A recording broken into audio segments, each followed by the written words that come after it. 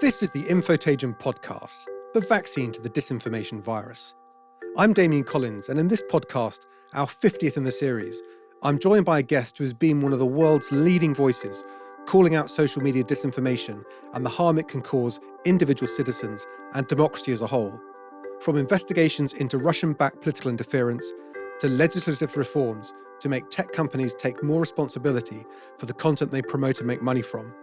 So I'm glad to be joined by Senator Mark Warner, who's chair of the United States Senate Intelligence Committee and also sponsor of a new Safe Tech Act designed to limit the protection from liability of social media companies for content on their platforms.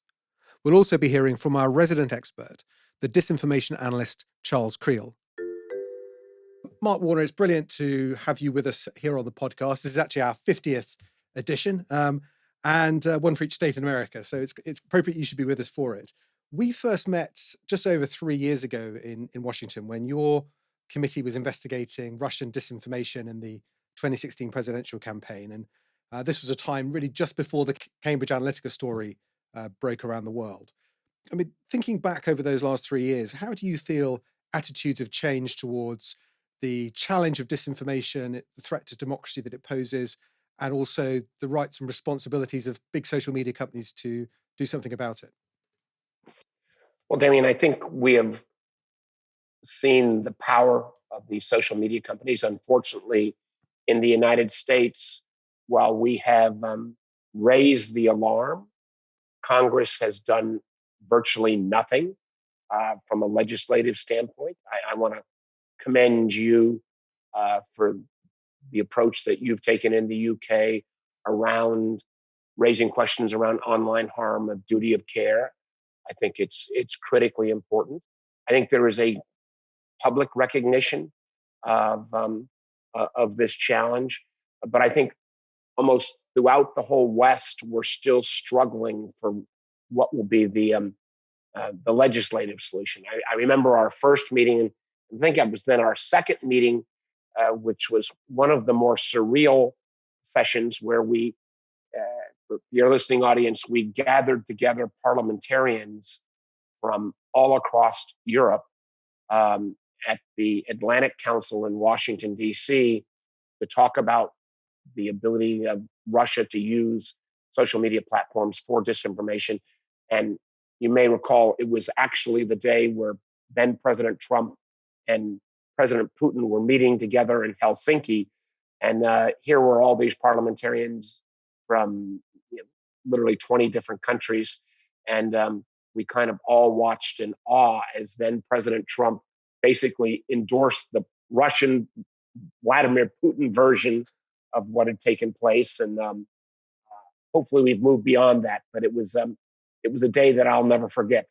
Absolutely. I remember it very well. And actually that meeting, which you organised, I think, with Senator Rubio as well, was a catalyst for the work we started with launching a sort of grand committee of parliamentarians to meet on a frequent basis as well, which, and I think what I took from that meeting at the Atlantic Council is the real value in legislators around the world sharing ideas. We have different legal traditions and approaches, but there's a lot we can learn from each other because these are all challenges that we face.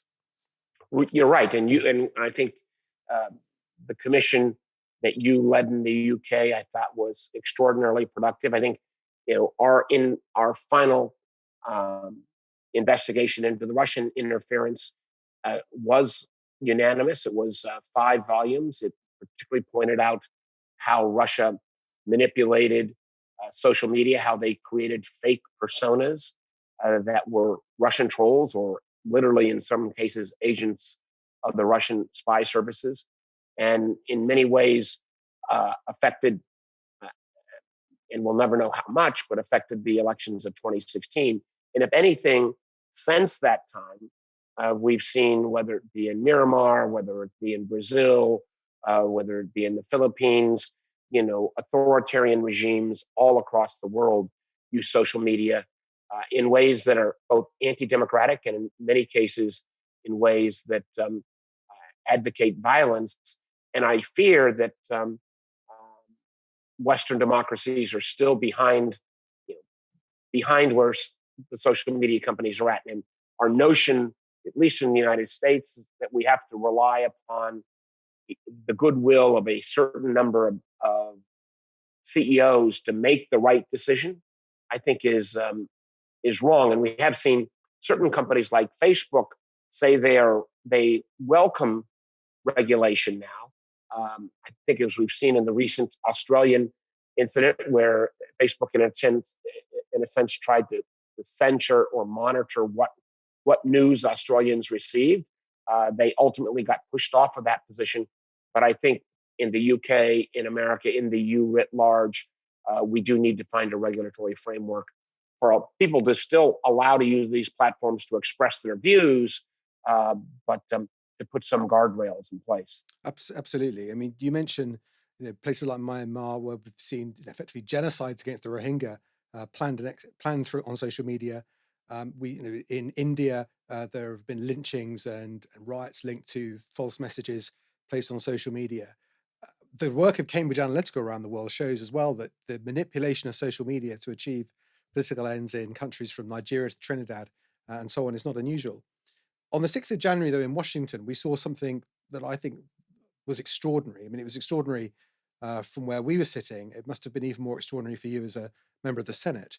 Um, I mean, I'd be very interested in your sort of personal reflections on that day. And also, do you think that day was a bit of a wake-up call in America where it demonstrated not just so much what speech can do, but actually what social media can do to mobilize a force of people to join effectively what was an insurrection?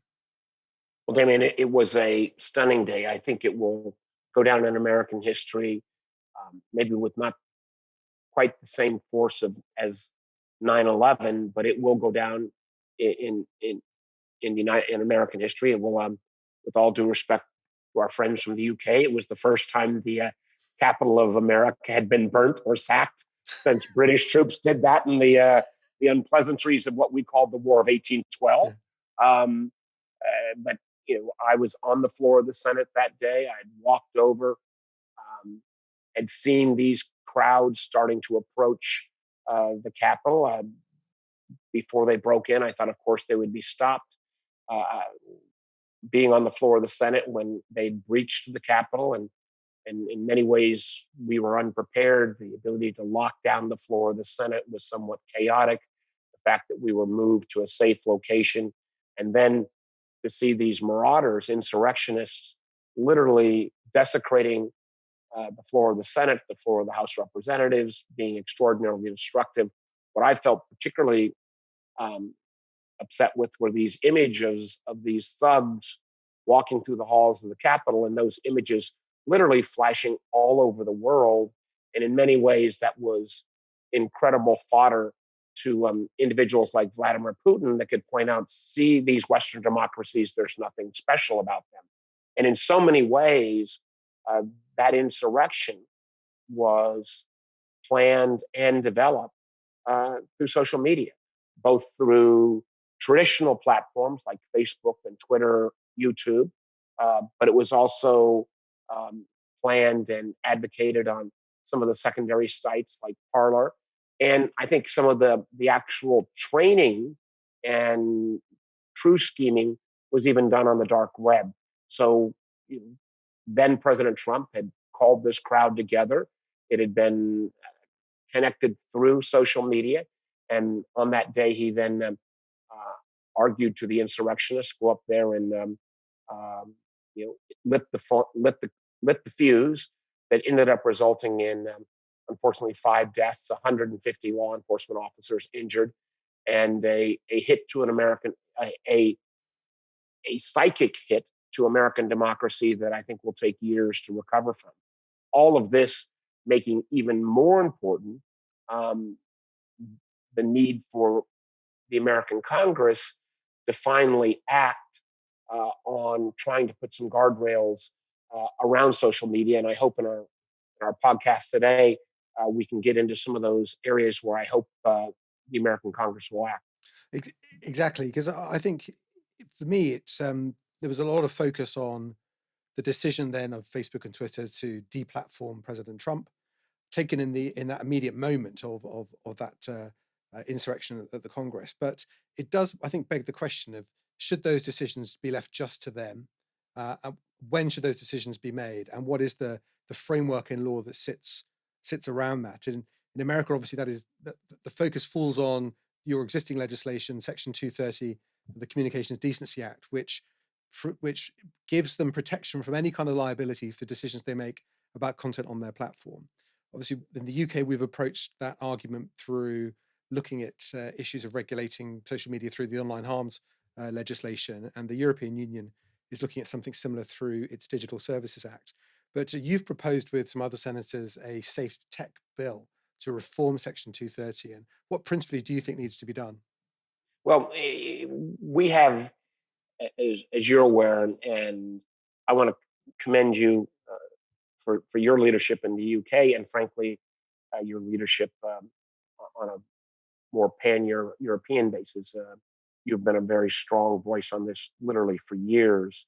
Um, for many of my European friends, uh, they don't understand why we can't put some guardrails in place. We have um, the First Amendment in America, which guarantees that right for speech. My belief is that First Amendment guarantees your right to say stupid things, ignorant things, crazy things, but that right does not extend to have that kind of commentary amplified 4 billion times, a la Facebook. So the way we've tried to thread this needle, and there are a variety of other legislative approaches, from all out repeal of Section 230 that would then hold these platforms to the same levels of liability that a television station or newspaper, others within traditional libel um, rules. And let me say at the outset as well, Section 230, my background is, as you know, was I was in the telecommunications industry for 20 plus years. And back in the late 90s, when these platforms were first emerging, um, the idea that they were simply dumb pipes, a la the way a telecom company would be, and that the operator of the telecom company or the operator of these social media companies shouldn't be responsible, maybe had some merit as these companies were starting in the late 90s. By the time we come to the 2020s, where these companies uh, have as great a power as any company in the world. In America, 65% of Americans get some or all their news off of Facebook and YouTube and Google. Um, they are not dumb pipes. There is a great deal of selection going on in terms of what kind of news you receive. And my view is that the decision that Facebook and Twitter and Google make is not that they bring a particular political bias left or right. They bring a bias that's going to reinforce your views. If you lean left, you're going to hear further left news. If you can lean right, you're going to hear the opposite. So what we've tried to do on Section 230 is say, you know, that First Amendment right exists, but there are certain areas that Section 230 should not apply to. And let me give you 3 or 4 examples. First of all, Section 230 should not apply to commercial advertisements on the web. If Facebook is earning revenue from a firm that is promoting a financial scam on the internet, Facebook should not be protected from the illegality that is coming out of that paid advertising. Number one. Number two, there, both in the UK and the United States, we've seen enormous um, issues around cyberbullying, around abuse. Um, there was a famous case, of so-called grinder case, where an individual, someone took somebody's identity, they falsely printed someone's name and workplace, encouraged uh, harassment, and the individual who was being harassed could not even get relief um, under the guise of Section 230. We said that if in our legal system, for an individual who has been a victim of abuse uh, to go to the courts and get what's called injunctive relief, which has a higher legal standard, we're saying if you can get injunctive relief um, uh, in a court system, Section 230 should not protect you against injunctive relief.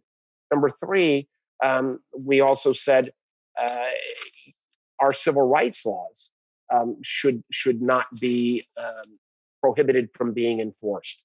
Many of these sites preach extraordinarily racist and hateful behavior. Though that kind of speech would be violative of civil rights laws if you were making those statements in another setting. So we said civil rights laws should be able to be included. Um, we also say you should not be able to bar suits under what we call the Alien Torts Claims Act, so that this would apply to the circumstance where if the Rohingya were being and have been, as we know, history has shown, victims of genocide by the Myanmar military, and someone wanted to bring that kind of suit in the United States, that suit should be able to move forward.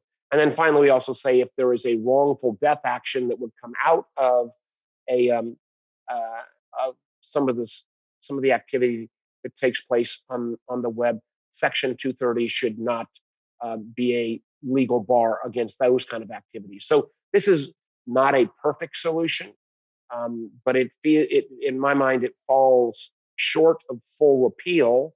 It says let's go ahead and maintain the basic premise around Section 230 First Amendment protections, but exempt those protections from certain activities. And there is a precedence in the United States on this because we have already banned child pornography, we have banned sex trafficking, we have banned bomb making. So there already are exemptions to Section 230 and our so-called our Safe Tech Act. I hope is that same kind of balance, and I think it's terribly important, not just in terms of the United States, but also because one of the things that took place under the Trump administration was that as the United States started to do more bilateral trade agreements, for the first time ever, the previous administration tried to build these Section 230 protections, which are, in a sense, get out of jail free cards for the Facebooks of the world into our bilateral trade agreements. We did that. The Trump administration did that in terms of the trade agreement with Mexico and Canada. There's some discussions about including that in the US UK trade agreement. And again, Damian, I want to thank you for raising your voice and other MPs for raising that voices to say, no, that kind of undue protection for American social media companies should not preclude to a US UK trade agreement. I think that was brilliant that you did that. Well, thank you, Mark, and I hope I think it'd be a good first step for the new administration to withdraw that from the those clauses from the trade agreement as it's been negotiated. I mean, just a few questions on your Safe Tech Act. I think so we have in the UK we have the Equalities Act, which protects people from abuse because directed at them because of their religious beliefs, their ethnic background, or sexual orientation, for example. And we've had in the UK, as I think as other countries have suffered, we have seen a rise of hate speech. We've seen sports stars in particular targeted by racist abuse. In cases like that, do you think that an individual could then go to Facebook or go to Twitter and say, unless you close this down, this hate speech that's being directed at me, then I could take some sort of civil proceedings against you? Yes, I think that would be the approach um, you would take in the UK. In the United States, these prohibitions fall under what we call our civil rights legislation. So if the Safe Tech Act became law, they would have those same kind of athletes, individuals who are the victim of hate speech or racist speech would have those, just as any other American has those protections against active acts of racial impugnment. You mentioned as well the idea of, say, in the case of the Rohingya, someone being able to take action in American Mhm. courts based on that. I think it's an interesting idea and actually something we've discussed on the podcast before, whether there is a role in tech for something equivalent to like the Foreign Corrupt Practices Act or the Bribery Act in the UK, where if it involves an individual or a company based in our jurisdictions, that they could be taken to court based on something that they do anywhere in the world, or they're responsible for anywhere in the world, not just within their home country. And is that how you would see this working here too? I think we'd this is an area where I think we'd need to work with you. We'd need to work with the EU. Can we come to some greater understanding around an international norm? In many ways, um, that was what the Christchurch call was about. Within the first world, are people going to agree to some level of international normative standards? Unfortunately, again, under the previous administration, the United States did not join that. I believe the Biden administration will participate. This is an area where getting the details right makes sense. But I recall we had Facebook testify before the Intelligence Committee, and uh, Sheryl Sandberg from Facebook acknowledged that Facebook did have at least moral responsibility on how the Myanmar generals were using Facebook's platform to preach the kind of hatred that ended up leading to literally uh, the equivalent of genocide against the Rohingya. Yeah. I think there needs to be that level of responsibility, and whether we've got it exactly right in our legislation, I'm open to working with you or others on figuring out how we get this right on an international basis. But the idea that, and I think so much of this, we are going to have to find some level of international um, definition, because you know in the cyber world, in the social media world, the notion of domestic distinctions become harder and harder to sort through. Absolutely. The I think that the point you made about liability being not they're not having the protection from liability on ads, I think is a good point. I noticed I read an article that Bruce Reed, the new Deputy White House Chief of Staff, co-authored last year, where looking at that, he said basically if a social media company is making money out of content, then they're responsible for that content. But where would you stand, say, on amplification? Because I think this is a really interesting issue, but where the company is making money by amplifying content to hold users' attention, but that content it's organic, it's just stuff that people have posted. Well, Damian, I think uh, you raised one of the most critical issues, and I'm still trying to work through in my mind the amplification issue. I mean, that would be another way within the American structure to say, okay, you've got a First Amendment right, as I use the term, say stupid stuff, but you don't have the right to have it amplified, Yeah. 4 billion times. I couldn't. I'd spent a year on a previous piece of legislation that worked on the amplification issue, and it was probably at this point a bridge too far. So we started with this more narrow approach within uh, the Safe Tech Act, and but I'm open to even being educated further or how we look at that amplification issue. And if I could step back just for one moment, I kind of put um, this whole question around these platforms in three categories. We've got these questions around content, where I'm moving on the Safe Tech Act, and there's other questions around our Section 230. At the other end of the spectrum, there are a number of people in the United States and legislative efforts to say, you know, less about content and more about just the size and power of these enterprises. So let's go ahead using our antitrust rules in America and break them up. Um, I'm not fully in that camp yet, but if we can't find a way to grapple with their size and power, I'm open to that. I've also put forward a series of legislative proposals that are more what I call in the middle, that would try to say, how do we encourage additional competition? And let me very briefly uh, cite, and I've got these all as separate bills, all bipartisan. One would be, you know, there's nothing wrong with Facebook or Google monetizing our personal data, but I think we as consumers ought to have a right to know what that data is worth. So I have a data valuation bill out there that um, the companies hate, because they don't want to tell the consumer, because in a sense we're not customers, we're really products for these enterprises, but what our data's value is. Second, we've got legislation called prohibiting what's called dark patterns.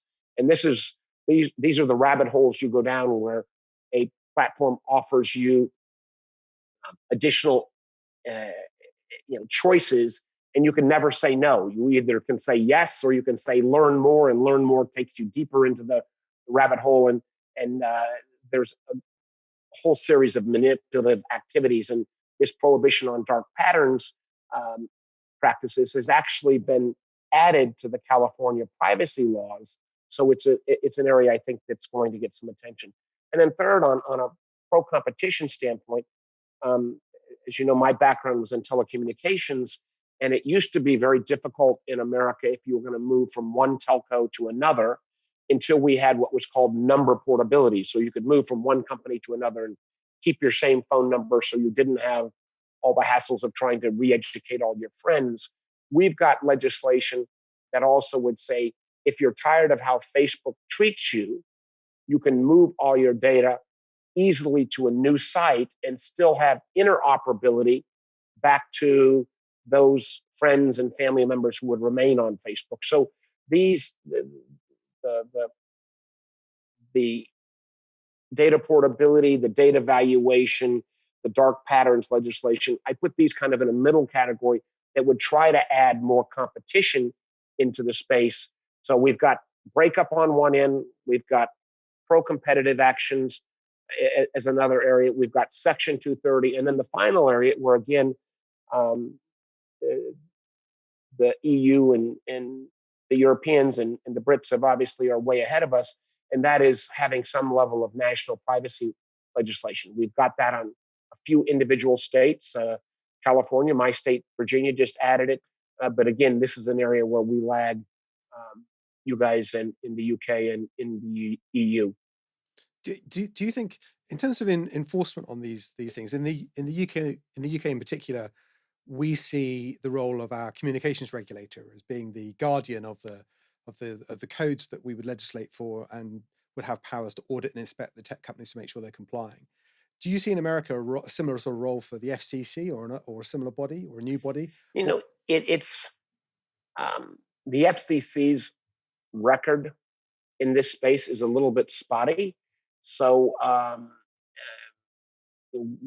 whether it is the FCC, whether it would be the Justice Department, I think that is still an open question. I think most of us are starting with the FCC, but they would have to, I think, up their game. There's another body we have that's around our competition body that's called the Federal Trade Commission, the FTC. And let me make clear to our English listeners, if you feel like there's a lot of acronyms in American government, let me rest assured that most Americans don't understand all these acronyms either. But so there's still, I think, a debate about where this responsibility ought to lie. I think the general consensus is FCC, and that's where I'm headed. But I could be convinced. I could be convinced otherwise, and again, I'm open on that subject. There was some interest in this sort of tech media in the UK that Tim Wu is appointed to the National Economic Council at the White House with responsibility on tech policy. He's been, if you like, known as being fairly hawkish on the big tech companies. Do you think that we are going to see a change of approach from the administration? Do you feel the new administration is warm towards initiatives like yours? I hope so. And Mr. Wu has got a long academic record in this space. You mentioned Bruce Reed, who is the president's deputy chief of staff. He also has a long history in this field and someone I've worked with very closely. And as you probably have seen in the UK as well, these companies have a tendency to say, hey, we welcome regulation, but they welcome regulation at the macro level. But then when you actually start trying to get into the details and how you draft legislation, they ended up being a little less cooperative. My belief has been, and I hope the administration does move, but my belief has been the platform companies took advantage of the dysfunction of the United States Congress and put off legislation for some time. It may come back and bite them, because by the time we finally do regulate, I think we will end up with a much more rigorous regime than if we'd started years before. And my hope is we can learn from um, on privacy from GDPR. I think we can learn from some of the issues around content. But as we've from what's happened in Australia, what's happened in France, what's happened in the UK, but at least from my following, uh, that as you guys have gotten into the details of the content regulation, you know, that you're still sorting through how to exactly get it right. I've some of these proposals, I think I recall the French moved very aggressively and then they kind of hit a bit of a roadblock. So I hope we could find more ability as parliamentarians across the West to learn from each other.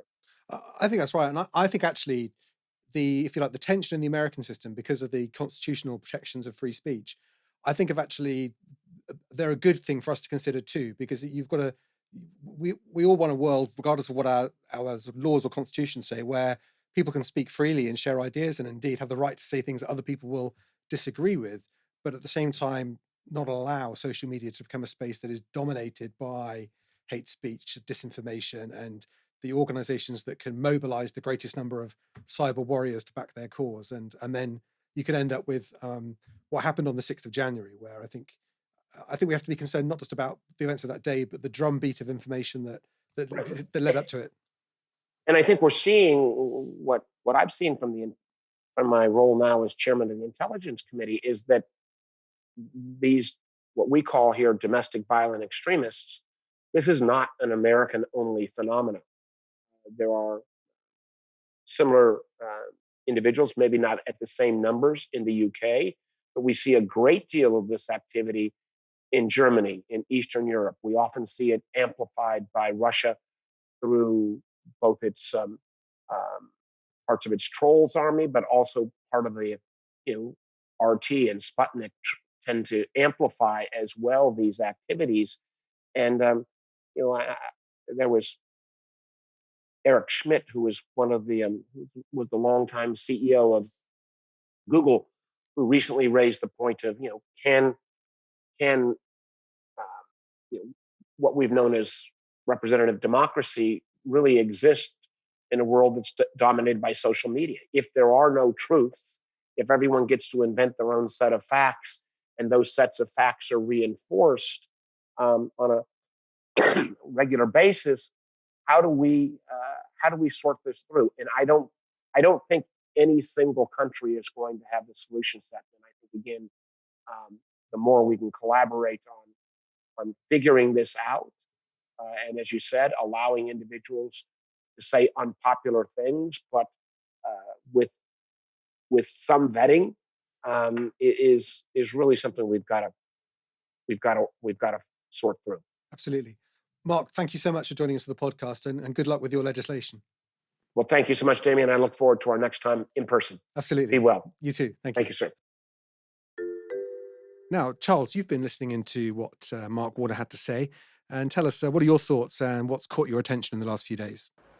Thanks, Damian. As you can probably hear, I'm coming to you this week from London and in Brixton, and it seems like I'm in the great winter storm of 2021, like I should be leaning into a microphone and recording the weather. But as we've said, this is actually our 50th show. And if there's one thing I've learned over the last 50 episodes, it's that there are too many stories to cover. Every week, between new disinformation campaigns, new attempts at legislation, Facebook's ongoing obstreperousness, it gets really tough to pick the subject that might be most important for our listeners. So today I think I'll give viewers a few choices and cover everything from Google to the police to Amnesty International. First up, Wired magazine is reporting that the UK police and tech companies have been quietly testing a new web snooping tool with serious implications for privacy. For the last 2 years, the Home Office and the NCA have been testing a system that could log and store the web browsing of every single person in the country. It's being conducted under the Investigatory Powers Act 2016, and civil liberty organizations are not happy. Next up, search giant Google announced a move in the opposite direction. They've pledged to stop selling targeted ads based on customers' web browsing history. According to a blog post from their director of product management, Google will phase out third-party cookies and will not install alternate identifiers to track individuals as they browse across the web. Google says instead their web products will be powered by privacy-preserving APIs which prevent individual tracking. To show they mean business, Google have published a white paper on GitHub titled Evaluation of Cohort Algorithms, and let's just hope that this is a move towards transparency with tracking and with algorithms. Next, in the U.S. and in the ongoing battle for sanity around the recent election, Representative Zoe Lofgren has quietly posted a nearly 2,000-page report documenting social media posts by her Republican colleagues who voted against certifying results. The report chronicles Congresspeople's social media activity from just before the election to just after the January 6th insurrection. It's a damning document and more proof that even adult children should listen to their parents when they tell them to be careful what they post online. And internationally, it looks as though Amnesty International has fallen victim to an online influence campaign with dire consequences. Masha Green writes in The New Yorker that Amnesty International will no longer consider the jailed Russian politician Alexei Navalny a prisoner of conscience. The turn of events was a result of a pressure campaign. When Amnesty declared Navalny a prisoner of conscience in January, their offices around the world were flooded with near-identical gotcha-style emails asking pointed questions about the declaration. Mostly, this was like digging a knife into a tender joint, trying to produce a reaction that could then be used by Moscow spokespeople and the Kremlin-run press. And it worked. Amnesty then declared Navalny had made hateful statements in the past and would no longer be considered a prisoner of conscience. Meanwhile, thousands of Russians have been arrested in protests against Navalny's detention. What's notable here is that Amnesty, who, when it comes to the use of social media and email campaigns, are probably the world's most skilled charity, they've now fallen victim to their own weapons of choice. Damian? Thanks so much, Charles. It's great to have you with us again. You've been listening to the Infotagion podcast, hosted by me, Damian Collins, featuring Mark Warner and Charles Creel. It was produced by Lucy and David Dargahi. You can find out more about Infotagion, the independent COVID-19 fact-checking service recommended by Ofcom, and send us examples of disinformation you've seen by visiting our website, infotagion.com, or using #IsolateTheLies on Twitter, Instagram, and Facebook. You can also support this show by becoming a Patreon at patreon.com/Infotagion podcast. Infotagion is a not-for-profit organisation, and all proceeds will go towards the making of this podcast. Thank you. Until next time.